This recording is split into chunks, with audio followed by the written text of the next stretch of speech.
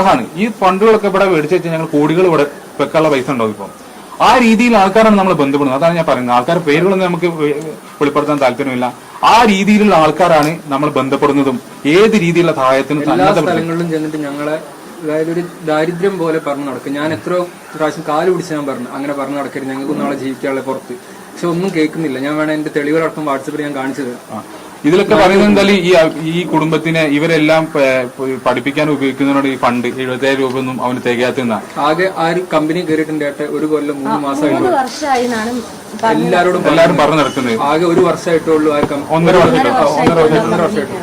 ഞങ്ങൾ എല്ലാവരും പഠിത്തം കഴിഞ്ഞിട്ട് 3-4 വർഷമായി. പക്ഷെ എല്ലാവരോടും സെന്റിമെന്റ്സിന് വേണ്ടിയിട്ട് ഇല്ലാത്ത കള്ളത്തരങ്ങൾ പറഞ്ഞ് ആ സെന്റിമെന്റ്സിന്റെ മുകളിൽ കയറി ജീവിക്കുക.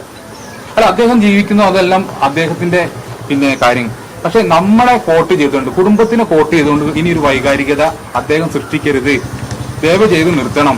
ഇല്ലെങ്കിൽ ഞങ്ങൾക്ക് അത് നിയമപരമായിട്ട് പോകേണ്ടി വരും. കാരണം ഞങ്ങൾ കുറെ ബന്ധപ്പെട്ട് നേരിട്ട് നിർത്താൻ വേണ്ടിയിട്ട് നിൽക്കുന്നില്ല. അതുകൊണ്ട് മാത്രം ഞങ്ങൾ ഈ കഴിഞ്ഞ 3 ദിവസം ഞങ്ങൾ നേരിട്ട് ബന്ധപ്പെട്ട് നിർത്താൻ വേണ്ടിയിട്ട്, പക്ഷെ നിർത്തുന്നില്ല. ഓരോ ദിവസം പുതിയ 3 യൂട്യൂബ് ചാനൽ പിന്നെ നിങ്ങളൊക്കെ ശ്രദ്ധിച്ചിട്ടുണ്ടാവും. മൂപ്പരാൾക്ക് അറിയാത്ത ഏതൊരു നമ്പറിൽ നിന്ന് കോള് വന്നാലും അത് മറ്റൊരാൾ വീഡിയോ എടുക്കും. എന്നിട്ട് അത് സ്പീക്കറിൽ ഇട്ടിട്ട് ഇങ്ങനെ ഒരു സെന്റിമെന്റ്സ് ഓഡിയോ പോലെ ആക്കിയിട്ട് നന്ദി പറയുന്ന വീഡിയോസ് അതിങ്ങനെ ഡെയിലി ഇട്ടുകൊണ്ടിരിക്കുക. ഇതൊക്കെ ആവശ്യമില്ല.